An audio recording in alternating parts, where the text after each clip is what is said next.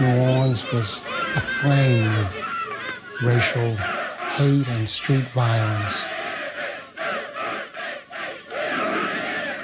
They were trying to desegregate 2 elementary schools, and this little girl was ordered by a federal judge to go into one of them.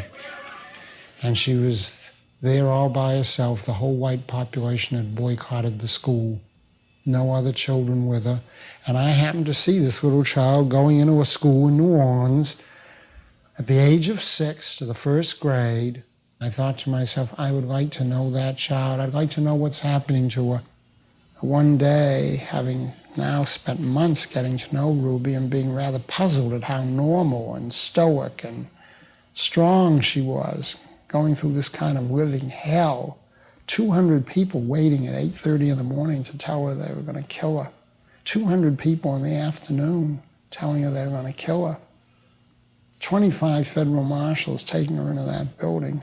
What would you expect? You'd expect that a child going through that would pretty soon start developing symptoms and be in trouble.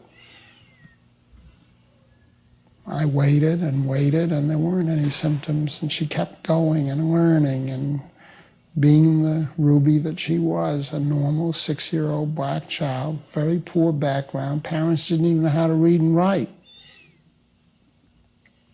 Humble people.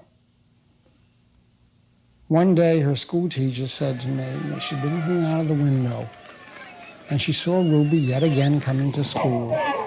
This time she watched carefully, and she noticed that as Ruby was walking past this mob of heckling men and women, she stopped.